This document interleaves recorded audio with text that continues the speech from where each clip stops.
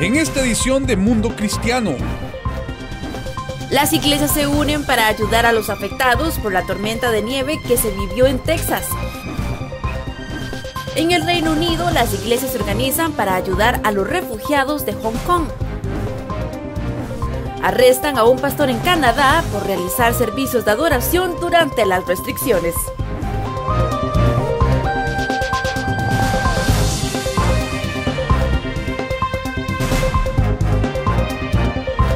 Le damos la bienvenida a la edición estelar de Mundo Cristiano. Soy Beatriz Rojas. El estado de Texas sufrió una de las peores tormentas de nieve que dejó a muchas personas sin electricidad y suministros por varios días. A pesar de que la tormenta ya bajó, aún hay familias con necesidades. Por eso, varios ministerios cristianos están ayudando para atenderlos lo más pronto posible. El estado de Texas está lidiando con daños generalizados en su infraestructura luego de una severa tormenta invernal, que también ha interrumpido el suministro de agua a los residentes. La mayoría de los hogares tienen ahora electricidad, pero el suministro de agua para más de 14 millones de personas, casi la mitad de la población, sigue interrumpido.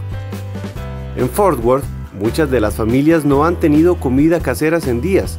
La devastadora tormenta de la semana pasada dejó muchos hogares sin agua o algo peor. Mercy Chefs es un ministerio cristiano que lleva cocinas móviles a zonas de desastres. Algunos de nuestros voluntarios que están aquí hoy no se han movido a sus hogares desde que comenzó la tormenta, y las historias han sido horribles de escuchar, y nos alegra haber podido venir y ayudar a la comunidad. Los voluntarios fueron invitados por Gateway Church, que vio una creciente necesidad de asistencia alimentaria. Esta ciudad de Fort Worth ha perdido el suministro eléctrico y la filtración de agua, por lo que su agua está contaminada. En ese momento supimos que necesitamos que algunas personas alimenten a los que no pueden, laven platos, a los que no puedan tampoco lavarse las manos. Los restaurantes de nuestra zona están cerrados. Muchas tiendas han comenzado a reabrir, pero algunos suministros esenciales como el agua potable son escasos.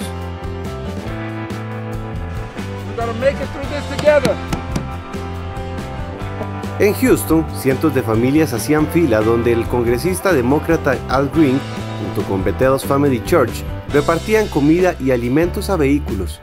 Los 30 palés de suministros provenían del Banco de Alimentos de Houston. Estamos trabajando para personas que realmente necesitan ayuda. Hay muchas personas que todavía no tienen agua y creemos que esta iglesia está haciendo un gran trabajo. Le pedimos al pastor August que hiciera esto. Él respondió de inmediato: la gente está sufriendo y tenemos que hacer mucho más.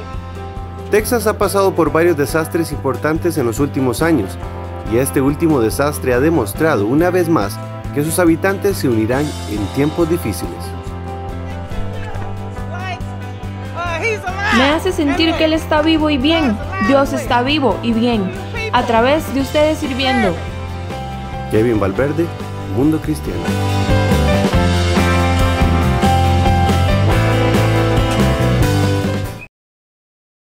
Los cristianos en el Reino Unido están siendo las manos y los pies de Jesús para los inmigrantes de Hong Kong. Ellos le están ofreciendo ayuda a estas personas mientras su país se enfrenta a una gran crisis política y social. Más de 500 iglesias en el Reino Unido están formando parte de una iniciativa nacional que da la bienvenida a inmigrantes de Hong Kong. Los inmigrantes legales están huyendo de la represión comunista china que les ha quitado la libertad de expresión y las libertades religiosas y ha llevado a los activistas a favor de la democracia en prisión. Se ha creado un sitio web ukhk.org para ayudar a aproximadamente 130,000 personas que se espera busquen refugio en Gran Bretaña este año. El sitio web se puede leer en inglés o cantonés y ayudará a los recién llegados a conectarse con escuelas, encontrar trabajo, atención médica e incluso encontrar buenos restaurantes que sirvan comida cantonesa. Cientos de iglesias se inscribieron para ser Hong Kong Ready a través del sitio web que se lanzó después de que el gobierno del Reino Unido abriera la puerta a los titulares de Hong Kong del pasaporte British National Overseas, según Christian Today. Hong Kong fue una colonia británica durante 156 años hasta que volvió al control de China continental el 1 de julio de 1997. China formó la región administrativa especial de Hong Kong, que había mantenido sistemas económicos y de gobierno separados del régimen comunista de China. Como informó CBN News, en mayo pasado, los manifestantes a favor de la democracia tomaron las calles después de que los líderes comunistas promulgaron una ley de seguridad nacional en la región de Hong Kong que arrojó una amplia red sobre cualquier cosa que Beijing pudiera considerar como antigubernamental. El activista por la libertad religiosa Bob Fu dijo a Christian Today que la represión ha sido tan severa en algunas áreas de la región que en realidad es peor que en China continental. El pastor Butch Tanner, quien se mudó a Hong Kong desde Texas en 2017 para dirigir la Iglesia Internacional Kowloon, asegura que es muy difícil la situación que atraviesa el territorio asiático. Hong Kong, como lo ven los habitantes de Hong Kong, es un lugar totalmente diferente de lo que era hace 2 años. En medio de ese caos, el pastor Tanner también intenta ser los pies y las manos de Jesús al ayudar a su prójimo.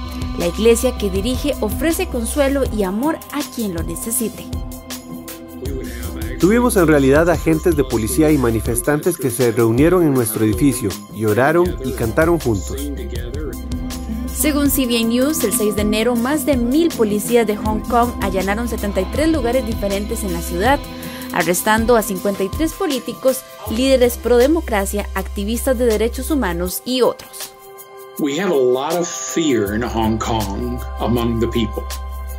Tenemos mucho miedo en Hong Kong entre la gente. Hay mucho miedo de que las cosas no se calmen o no se acerquen a la normalidad que solía ser.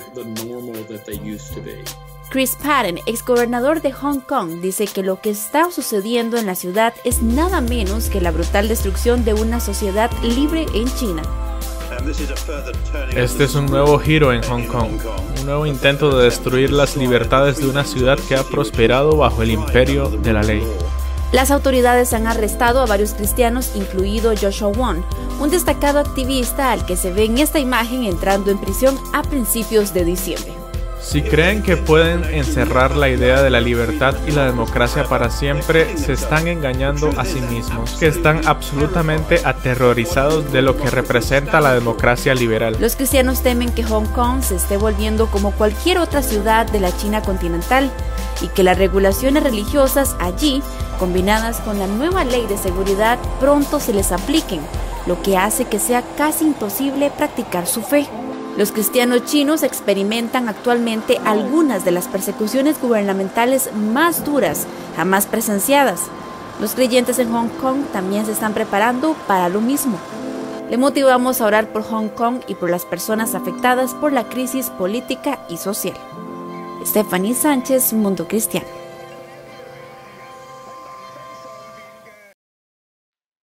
Un pastor de Canadá se encuentra bajo arresto. Al volver de la pausa le contamos el porqué. Ya volvemos. Nuestra gran familia en YouTube sigue creciendo. Ya somos más de 100,000 personas que nos informamos con una perspectiva cristiana en el canal de YouTube de Mundo Cristiano. Mientras cocinas, puedes sintonizar MC Digital. Mientras conduces o esperas el transporte público, puedes informarte con la actualidad internacional. O puedes ver nuestros reportajes desde tu computadora, buscándonos en YouTube como Mundo Cristiano. Suscríbete y activa la campana de notificaciones.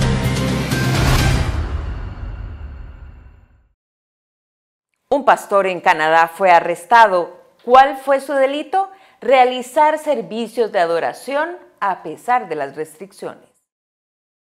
El pastor principal de Grace Life Church en Alberta, Canadá, fue llevado a prisión por realizar servicios de adoración en persona en medio de las restricciones por la pandemia. Según los servicios de salud, la iglesia habría incumplido con una serie de restricciones, entre esas limitar su capacidad de asistencia al 15%. Fue por eso que presentaron una solicitud a los tribunales para que le otorgaran el poder de encarcelar al pastor si incumplía con las normas. Aún así, el pastor Coates siguió predicando. Sin embargo, tras una notificación de los oficiales, él decidió entregarse. El abogado de Coates, James Kitchen, dijo que el predicador estaría dispuesto a permanecer tras las rejas con tal de hacer lo correcto. Michael Tinsen, gerente de la campaña del Liberty Coalition Canadá, conversó con Derek Sloan, miembro del parlamento de este país. Creo que firmemente que esta situación particular excede la autoridad constitucional del gobierno. Creo que es una violación a la Carta de los Derechos y Libertades. Sloan explicó que a pesar de que esto no es un tema de persecución religiosa, podría ser una señal de alerta sobre el control que el gobierno podría ejercer sobre las iglesias. Es decir, ellos no van a venir y decir, odiamos a las iglesias y las queremos desintegrar, pero no van a decir eso. No estoy diciendo que esa sea la motivación de estas restricciones. Pero el hecho es que tenemos que escuchar, tenemos que ser sabios y saber que hay un tema de salud pública ahora y sabemos que quieren detenerla, pero también tenemos que proteger nuestros derechos constitucionales. En una declaración emitida a principios de este mes, el personal pastoral de Grace Life condenó las restricciones en curso diciendo lo siguiente: creemos que las personas deben regresar responsablemente a sus vidas. Las iglesias deberían abrir, los negocios deberían abrir, las familias y los amigos deberían reunirse alrededor de las comidas, y la gente debería comenzar a ejercer sus libertades civiles de nuevo. Todas las decisiones del gobierno deben ser pesadas con la Constitución. Y esa idea que solo porque el gobierno dijo algo, nosotros debemos hacerlo todo el tiempo, es equivocada. A pesar del arresto del pastor, la iglesia siguió celebrando sus servicios. Incluso la semana pasada muchos tuvieron que regresar a sus hogares porque el edificio llegó al límite de su capacidad. Kevin Valverde, Mundo Cristiano. La Casa Blanca tendrá una oficina enfocada en la fe, según anunció el presidente Joe Biden. ¿De qué se trata? A continuación le contamos los detalles. El presidente Joe Biden firmó recientemente una orden ejecutiva que relanza una oficina de la Casa Blanca destinada a fomentar la cooperación entre el gobierno federal y las organizaciones comunitarias religiosas y seculares. La orden restablece la Oficina de Asociaciones de Vecindarios y Religiosos de la Casa Blanca, una iniciativa de 20 años puesta en marcha por primera vez por el presidente George W. Bush. La Casa Blanca dijo que los primeros objetivos de la oficina bajo Biden incluirán trabajar para abordar la pandemia de COVID-19 e impulsar la recuperación económica, combatir el racismo sistémico, aumentar las oportunidades y la movilidad de las comunidades históricamente desfavorecidas y fortalecer el pluralismo. En un comunicado, Biden sugirió que tales asociaciones son particularmente importantes en un momento en que la pandemia ha creado una considerable incertidumbre y sufrimiento. Su comentario fue muy similar al que hizo en su primer desayuno de oración como presidente de los Estados Unidos. Para muchos en nuestra nación, este es un momento oscuro, muy oscuro. Así que, ¿a dónde acudimos? A la fe. Su equipo trabajará con líderes de diferentes religiones y orígenes que están al frente de sus comunidades en crisis y que pueden ayudar a sanar, unir y reconstruir, según un comunicado de la Casa Blanca. Para mí, en los momentos más oscuros, la fe brinda esperanza, consuelo, claridad y propósito. Muestra el camino a seguir, como una nación y un propósito común de respetar a los demás. La oficina estará dirigida por Melissa Rogers, quien ocupó el mismo cargo durante el segundo mandato del presidente Barack Obama. Rogers también formará parte del Consejo de Política Nacional de la Casa Blanca como directora senior de Fe y Políticas Públicas. Josh Dixon, quien fue el director nacional de participación religiosa de la campaña de Biden, será subdirector. Rogers está atrapada en medio de un campo de batalla entre dos ejércitos. Por un lado están las feministas y activistas LGBTQ que luchan por sus derechos. Por el otro, los líderes religiosos conservadores que luchan por su libertad religiosa. Cada lado cree firmemente en la justicia de su causa. Una de sus primeras tareas será lograr que estos grupos opuestos bajen el volumen y se escuchen y hablen entre sí, aunque solo sea a través de ella como mediadora. La lista de temas más controvertidos incluye el mandato anticonceptivo de la ley del cuidado de salud a bajo precio, la discriminación laboral en instituciones religiosas, las prácticas médicas en hospitales religiosos, la financiación gubernamental del aborto y el control de la natalidad, flores para bodas homosexuales, baños y deportes para personas transgénero, entre otros. La decisión de relanzar la oficina de fe no tomó a muchos por sorpresa, ya que Biden se llama a sí mismo un devoto católico que asiste a la iglesia casi todos los fines de semana. En varias ocasiones se le ha visto llevar un rosario en la muñeca y es conocido por citar las escrituras. Sin embargo, la Conferencia de Obispos Católicos de los Estados Unidos lo ha visto con cautela por su apoyo al derecho al aborto, y los conservadores religiosos lo ven con recelo por sus promesas de restaurar los derechos LGBTQ revertidas bajo el presidente Donald Trump. En el comunicado que anunciaba la orden ejecutiva, la Casa Blanca prometió un compromiso con sus garantías de separación entre iglesia y Estado y libertad para personas de todas las religiones y las de ninguna, y dijo que la oficina no preferirá una fe sobre otra. Stephanie Sánchez, Mundo Cristiano.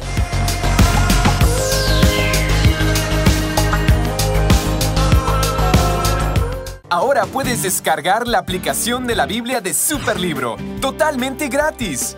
Disfruta de episodios completos, juegos, respuestas a tus preguntas curiosas y lee la Biblia de una forma divertida. También síguenos en redes sociales y suscríbete a nuestro canal en YouTube para ver nuestros super segmentos exclusivos. Descarga la app de Superlibro en Google Play, App Store y Amazon. Todo esto y más en superlibro.tv. Salir a las calles no es recomendable hasta que la pandemia termine. Pero ante la necesidad espiritual tan grande en El Salvador, un grupo de evangelistas no puede quedarse dentro de las cuatro paredes sin hacer nada. Mientras muchas personas pasan la pandemia en la seguridad de sus hogares, en las calles de El Salvador se viven cientos de historias dramáticas de alcoholismo, prostitución y drogadicción. El evangelizar, eso es muy importante, llevar las buenas nuevas a aquellos que necesitan o que no saben, que no tienen idea de lo maravilloso que es nuestro Señor Jesús.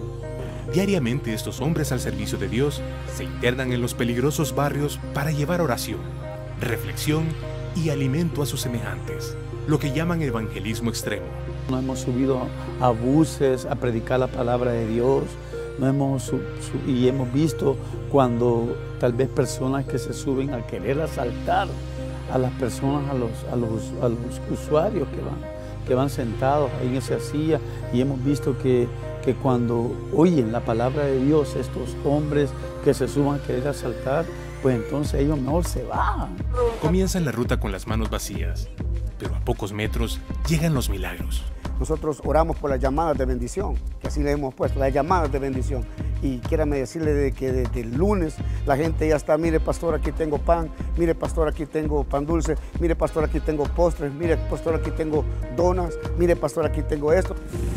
Este barrio es conocido como La Avenida, una zona roja donde existe mucho sufrimiento, mujeres que conviven con enfermedades y la muerte. Aquí en cada visita se cuela la esperanza.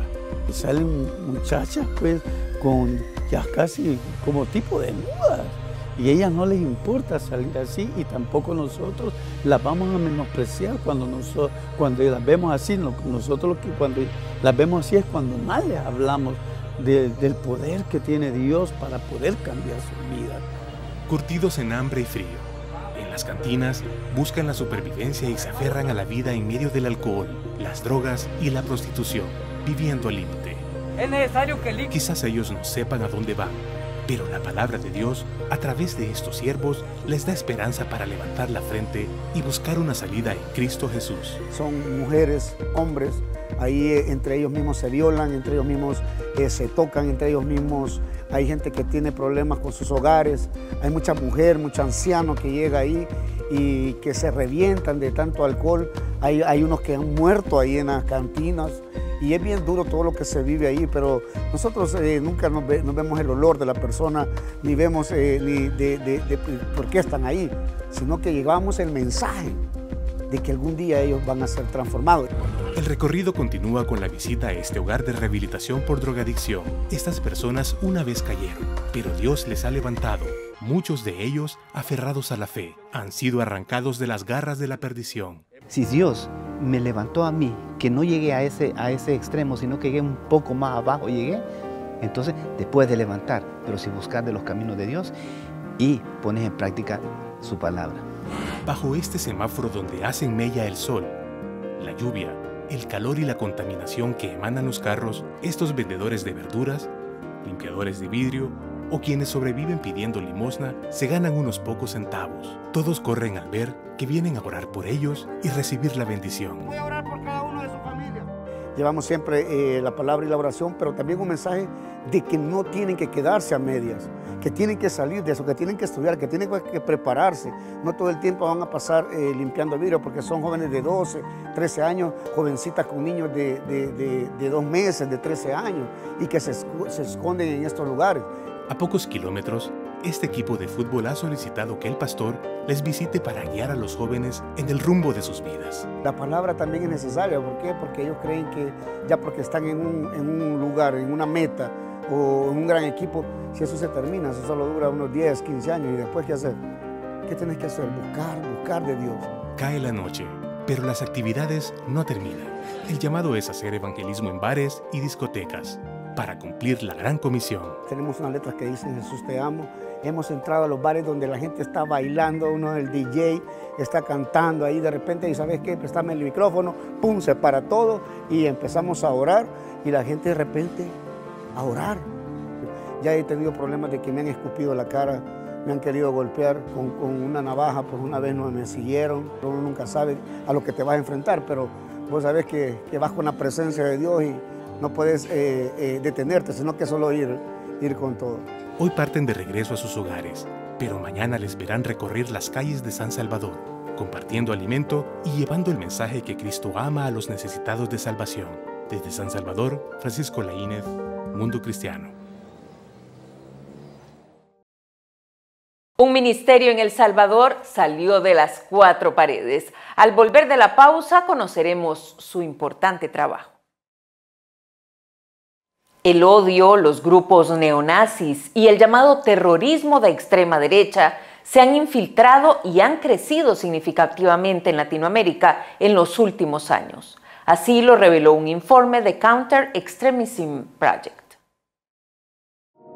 En los últimos 5 años se ha registrado un aumento exponencial del terrorismo transnacional violento. Esto incluye grupos neonazis, antirreligiosos, homofóbicos y los ahora llamados de extrema derecha. Así lo corrobora un informe de Counter Extremism Project, organización que investiga acciones terroristas en Latinoamérica. El activista y periodista argentino Julio López, quien se ha especializado en la detección de manifestaciones de odio en las redes sociales, explica cómo las plataformas virtuales se han encargado de expandir más el odio. Lo que pasó es que las plataformas están capitalizando el odio. Y esto no es nuevo. La prensa, y trabajo mucho en ella, la prensa sabe muy bien que no puede poner una tapa de un diario con que hoy aterrizó un avión. Eso no es una noticia. Una noticia es cuando cae el avión. Y es lo malo. Y lo malo vende porque es el hecho. Si no existiera una conspiración, significaría que el mundo es como es. En su investigación, estudió 3.000 videos de una de esas plataformas, utilizando herramientas de detección de discursos de odio. Una de sus conclusiones fue que la palabra judío fue mencionada en más del 40% de los videos estudiados de manera estigmatizante, en contextos en los que vinculaba la palabra judío a finanzas, dominio del mundo o control empresarial. López indica que las expresiones eran dichas por supuestos expertos o conferencistas y que a todas luces es evidente que buscan desacreditar y descalificar a esa porción de la población como colectivo y también como individuos. Y es que liderar un movimiento de odio en la actualidad es mucho más fácil. Si tú querías, cuando yo tenía 25 años, ser un nazi, tú tenías que hacer panfletos y pagarlos, alquilar algún lugar para hacer un mitin político y pagarlo. Tenías que ser muy bueno en la palabra porque si no la gente se te iba. Tenías que dedicarle muchísimo tiempo. Además del gasto económico, tenías que disponer de mucho tiempo para hacer eso. Y obviamente siempre ibas a estar supeditado a un radio geográfico. O sea, yo puedo militar dentro de Buenos Aires Sur. Si me tengo que ir al norte de Argentina, tengo que invertir aún más dinero, más conocimiento, más gente. Las plataformas le solucionaron todo esto por 0 centavos. Entonces tuvieron 4.200 millones de personas a disposición a un costo cero. Y de esta misma manera es como se han replicado movimientos de odio en cuestión de horas, que sin ningún mayor costo llevó a generar caos generalizado, como lo fue en los disturbios durante las marchas del movimiento Black Lives Matter o el descontrol en el Capitolio de los Estados Unidos. Y el nacionalismo, el nazismo, el odio, el antisemitismo, homofobia, son grandes vectores de odio que fueron potenciados por las plataformas y amplificados a niveles que nunca hubieran tenido si las plataformas no hubieran estado. Los números son alarmantes. En solo 3 meses, un grupo de 34 portales conspiracionistas sobre el COVID-19 consiguieron 80 millones de interacciones en Facebook, según señala un informe de alerta de la ONU. Mientras tanto, la Organización Mundial de la Salud, tratando de proporcionar información verídica, solo consiguió 6.2 millones de interacciones. En su lucha constante por erradicar los grupos de extrema derecha en Argentina, la investigación periodística llevada a cabo por López consiguió dar de baja el mayor canal de difusión de odio de Latinoamérica con nexos con España. El canal de YouTube donde se promulgaba odio de raza, religión, sexo y antiaborto, llevaba generando contenido hace 8 años y contaba con 189,000 seguidores, 3,000 videos y 33 millones de visualizaciones. Es por eso que este especialista insiste en que todos tenemos una gran responsabilidad como individuos de denunciar las cuentas o perfiles que promuevan el odio y navegar en las redes sociales con una mente crítica y no consumista. Kevin Valverde, Mundo Cristiano.